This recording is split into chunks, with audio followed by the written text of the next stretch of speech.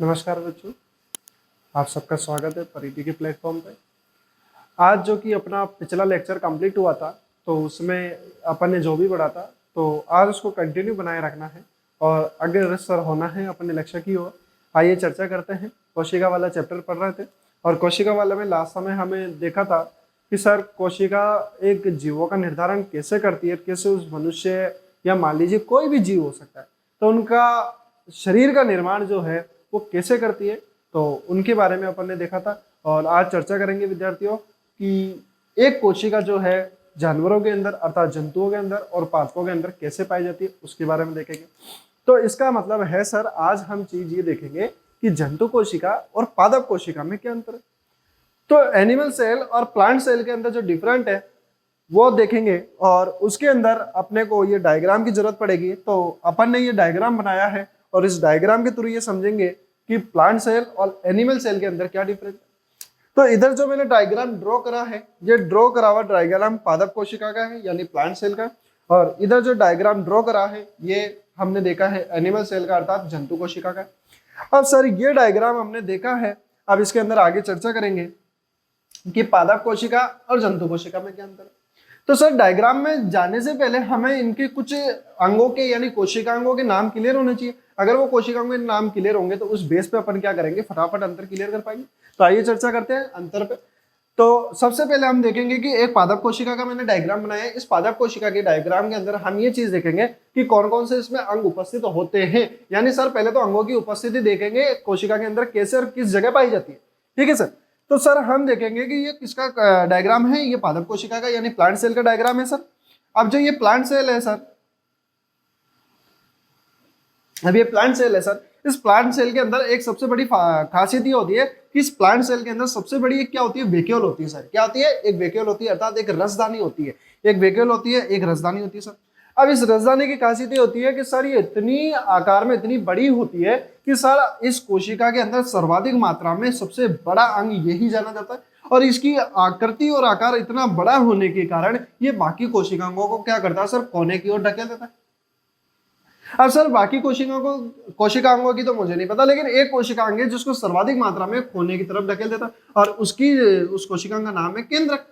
यानी कहने का मतलब क्या है कि पादप कोशिका के अंदर रिक्तिका यानी रसदानी इतनी आकार में बड़ी होती है कि उसके कारण क्या होता है कि सर जो उसके केंद्र में पाया जाने वाला केंद्रक यानी न्यूक्लियस है वो किनारे की तरफ ढकेल जाता है।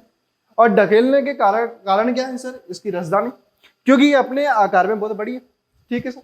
तो पादप कोशिका के अंदर रिक्तिका पाई जाती है और ये क्या करती है, केंद्र को खोने की तरफ ढकेल देती है और जो इसके इर्द गिर्द जो कोशिकांग है उसको भी थोड़ा थोड़ा क्या कर देती है, साइड में कर देती है।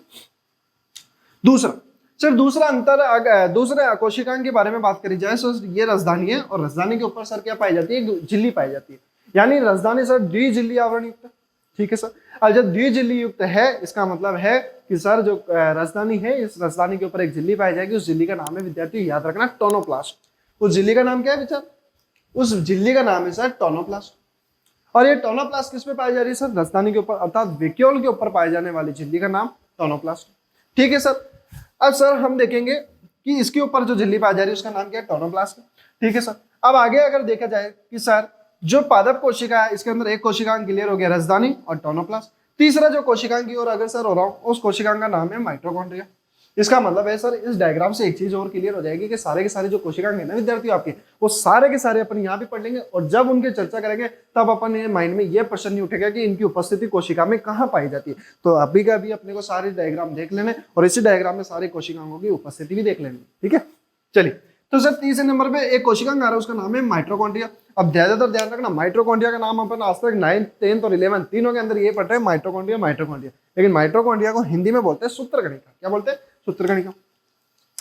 सर माइटोकॉन्ड्रिया की जो स्ट्रक्चर है इसकी मेन स्ट्रक्चर जब अपन एक एक कोशिकांग पढ़ेंगे, एक एक सेल ऑर्गन पढ़ेंगे तब तो इनकी पूरी जानकारी देखेंगे। लेकिन अभी तो अपने को के लिए ध्यान रखना है माइटोकॉन्ड्रिया जो है सर ये ऊर्जा का घर होता है, पावर हाउस होता है सेल का। क्यों? क्योंकि इसके अंदर आप आगे देखेंगे कितने प्रकार के चक्र चलते हैं जो एटीपी सिंथेसिस के कार्य करते हैं अर्थात ऊर्जा का बनाने का कार्य करते हैं।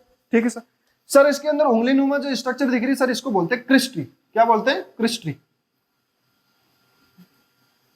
उंगली नुमा यानी फिंगर लाइक। सर इसके अंदर क्या पाई जा रही है सर, ऐसे कुछ उंगली नुमा ऐसे उभार पाए जा रहे सर, ये एनसीईआरटी की लाइन है, मैं नहीं बता रहा, एनसीईआरटी ने खुद लिख के बताया कि एनसीईआरटी के अंदर ये देखा है कि उंगली लाइक संरचना यानी उंगली जैसी संरचना इसके माइटोकॉन्ड्रिया के अंदर पाई जाती है, उसको क्या बोलते हैं विद्यार्थियों? किस्टी बोलते हैं। ठीक है, अब सर किस्टी हो गई, माइटोकॉन्ड्रिया हो गई, और आपको पता है इसके अंदर आगे बताएंगे कि सर इसके अंदर F1 कण भी पाए जाते हैं, इसके अंदर इसका जो लिक्विड होता है उसे आधात्र यानी मैट्रिक्स के नाम से भी जानते हैं, वो आगे चर्चा करेंगे। ठीक है विद्यार्थियों, चलिए अब माइटोकॉन्ड्रिया कंप्लीट हो गया सर। अब उसके बाद देखते हैं कि सर ये हमारा कौन है?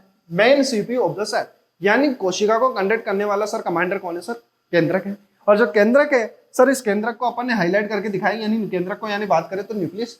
और न्यूक्लियस जो है सर, इस न्यूक्लियस की ये भी एक खासियत है कि न्यूक्लियस भी डबल मेम्ब्रेन वाला होता है, यानी द्विआवरण वाला होता है।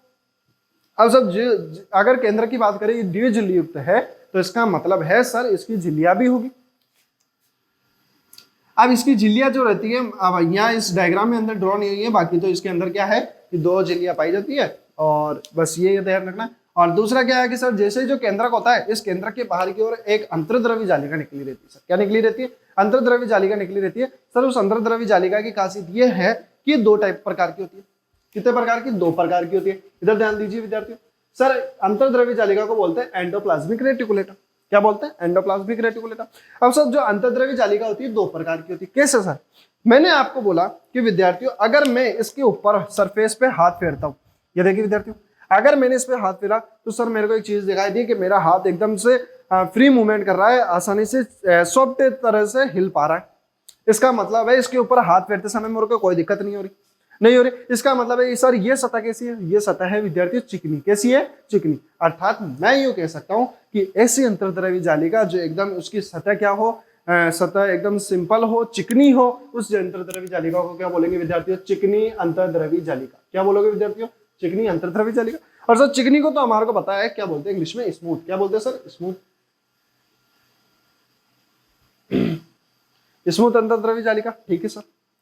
सर अब दूसरी बात आती है कि ऐसी अंतर्द्रव्य जालिका, जैसे मैंने आपको बताया कि मान लीजिए मैं अपनी जो सड़क होती है, सड़क के ऊपर मैं हाथ फेर रहा हूँ, सड़क के ऊपर हाथ फेर रहा हूँ, तो सर मेरे हाथ के अंदर कुछ उपार आ रहे हैं। इसका मतलब सर सड़क पे हाथ फेरते समय मेरी उंगलियों में कुछ ना कुछ चोट लग रही है, कुछ ना कुछ चीज का अड़ने का मुझे एहसास हो रहा है। इसका मतलब है सर वो जो सतह है वो एकदम स्मूथ नहीं है, चिकनी नहीं है, सतह एकदम सिंपल नहीं है।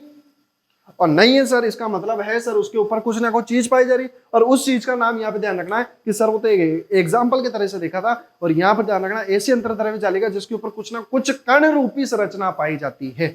क्या बोला मैंने? कि ऐसे अंतर्द्रव्य जालिका जिसपे कुछ कण रूपी संरचना पाई जाती है उसे बोलते हैं राइबोसोम। और राइबोसोम होने के कारण उस अंतर्द्रव्य जालिका का नाम चेंज हो जाएगा। सर उसको क्या बोलोगे? खुरदुरी अंतर्द्रव्य जालिका।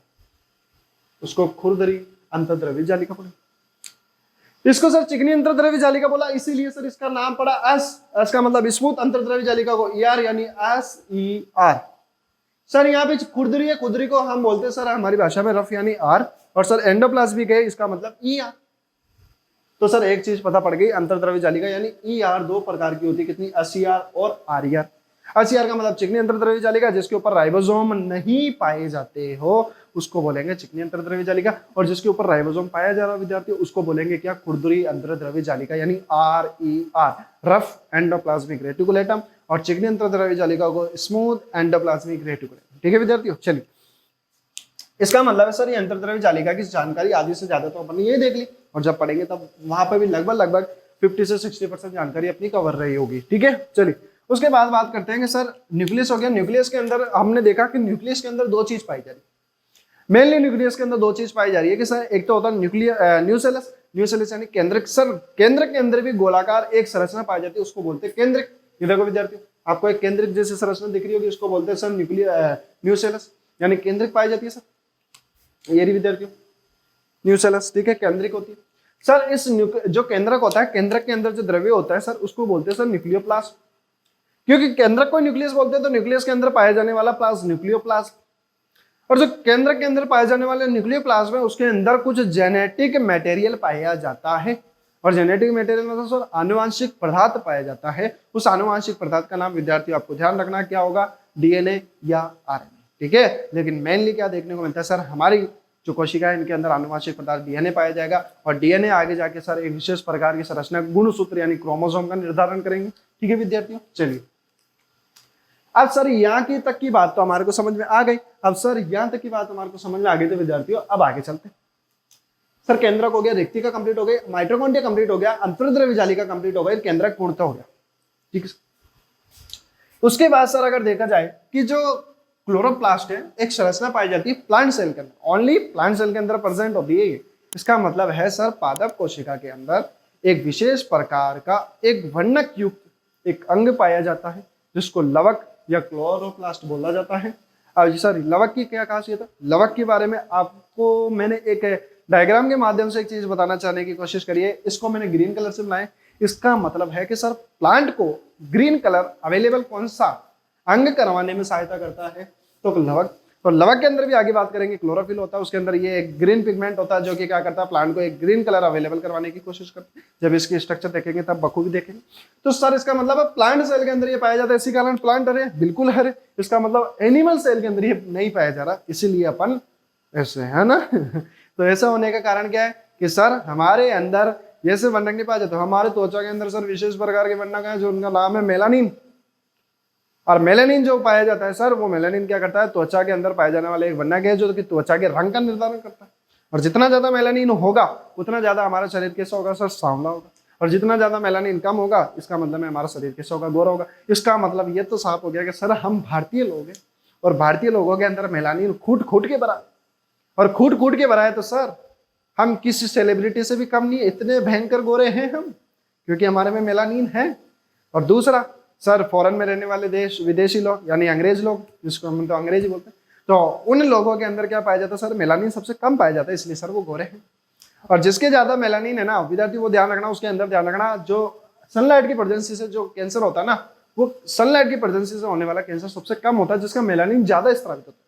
इसका मतलब है भारतीय सबसे कम जो कैंसर के पीड़ित है, जो त्वचा वाला कैंसर होता है ना, उससे सबसे कम पीड़ित हम भारतीय ही है। और जिसको ज्यादा होता है वो आप समझ गए होंगे, जिसके मेलानिन कम होगा वो त्वचा का कैंसर होगा। ठीक है विद्यार्थी, तो सर अब बात आती है कि क्लोरोप्लास्ट भी कंप्लीट हो गया, राजधानी भी कंप्लीट हो गई। ठीक है सर, जो पादप कोशिका है इसके अंदर एक विशेष प्रकार का एक और अंग देखने को मिलता है, छोटी छोटी संरचना होती है, एकल झिल्ली युक्त होती है, उसका नाम है सर स्पिरोसोम। ठीक है सर, कार्य वगैरह की क्या है चर्चा, वो तो बाद में बात करेंगे। ये स्पिरोसोम पाया जाता है। अब सर बात करते हैं केंद्र के